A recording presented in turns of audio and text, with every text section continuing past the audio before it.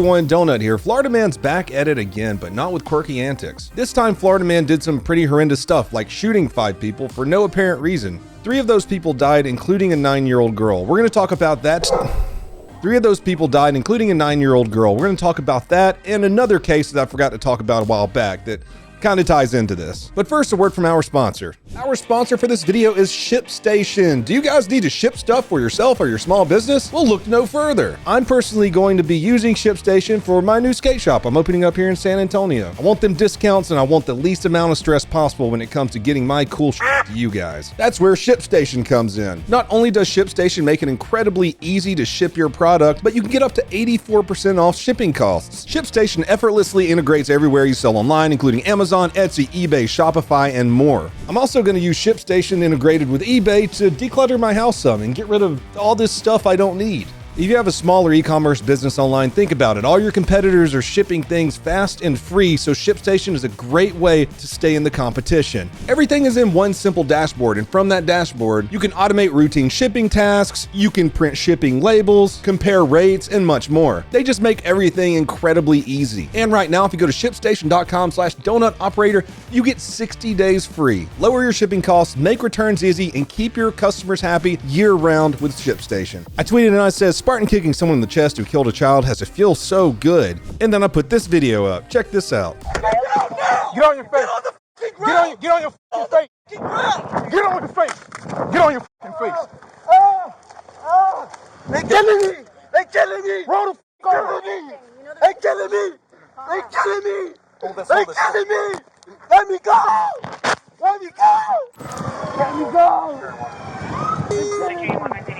Relax, man. All right, we got him secure. Relax. Hey, all you guys coming up. He came Relax. from the other direction. Relax. That way. Go. Oh, yeah. Go secure that whole area. That whole area. Screaming he can't breathe when he clearly has enough breath to scream makes a lot of sense to me. If you guys have been following me for long enough or watched any amount of body camera footage, you know it's a pretty common thing for people to scream out that they can't breathe now when they're being arrested. Of course, this move became popular after the death of George Floyd. You see so many arrests now on video where people screaming they can't breathe when in fact they can. Another incident I wanted to talk about a little bit is where a bunch of spoiled white kids from out of state went into Atlanta to pillage and riot and loot, and then when they got arrested they started screaming I can't breathe. Well, this isn't Portland and the police don't play around there in Atlanta apparently.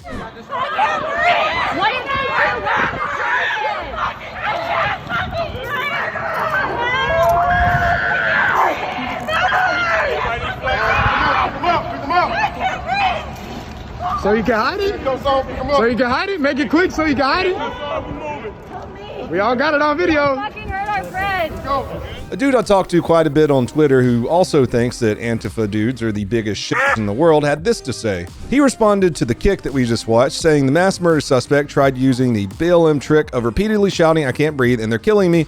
The Atlanta Antifa domestic terror suspects who are white recently tried the same thing following a violent attack last month. Not to dive too much into another subject, but just think of this as like a Leo recap. There's things that I should probably do again that I haven't done in a while. So what had happened was that the state of Georgia had wanted to put a police training and a firefighter training facility up. A bunch of hippies didn't like that, so they set up tents to block the construction. Kind of like any of those other Occupy whatever things that they do because they have no jobs. Well, police went in to remove the protesters and one of them opened fire on police, striking an officer, injuring him. So what did the police do? They fired back and killed this guy, shot him 13 times. The agency that did the actual shooting did not have body cameras, but another agency that was kind of behind them, you can't see the shooting, caught this.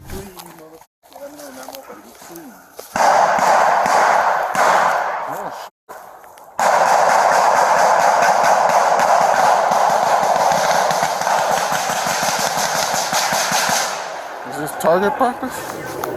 Then people across the United States raised over $40,000 for the guy who shot at police. It's so weird, not once on GoFundMe did they ever say that the guy shot a police officer and that's why he's dead. Anyways, the people that just got arrested in that video invited all their friends out because their comrade got shot. They were putting up stuff like this on Twitter. A call for retaliation. Consider this a call for reciprocal violence to be done to the police and their allies. And then they give a date and they're like, hey, come participate in a night of rage in order to honor the memory of our fallen comrade, the guy who shot at police. They did a lot of money and property damage too.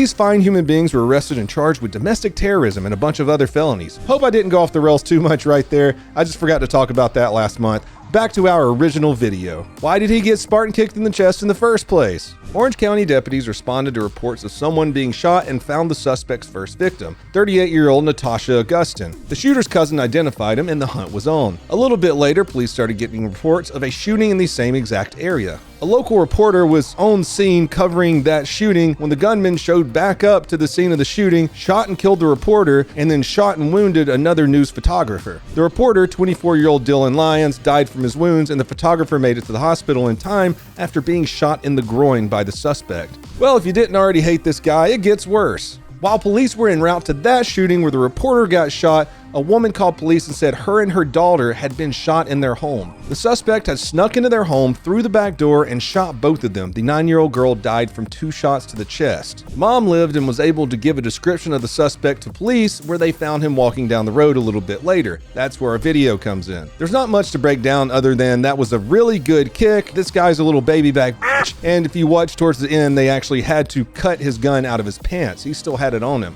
Somehow people in the comments were still saying that was just too much force. When will the officer be charged with attempted murder? He was arresting someone unarmed, presumed innocent, and who had several guns pointed at him. There was no need to use potentially deadly force. The courts decide guilt and punishment. That is not the role of the officers. Aren't they supposed to read him his rights prior to arresting him? Nope. Innocent until proven guilty. The guy had all but surrendered, and they kicked him down and brutalized him. And these cops have no de-escalation training anymore. My partner used to go to manager training seminars for police sergeants, and they get trained all wrong. I hate seeing this kind of abuse. Even if this is the correct shooter, innocent until proven guilty has to mean something still. These guys don't know how to be good cops. Foul language and then shoving the guy to the ground.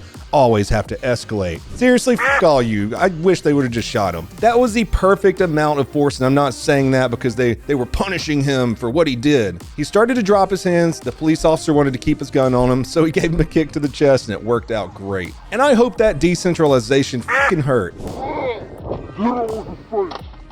But, you know, in the end, he hurt a child, and I'm sure all the other prisoners will know about this, and he's probably going to get the broomstick treatment for as long as he's alive. Well, that's all I got for you guys today. I think I should start doing Leo recaps again, where I do a couple crimes in one video. I think that'd be kind of fun. I miss doing that. If you want to help support the channel, as always, just go to donutoperator.com, where you can find all my other links, my other channels, and get some super sweet merch. Until next time, please have a fantastic day.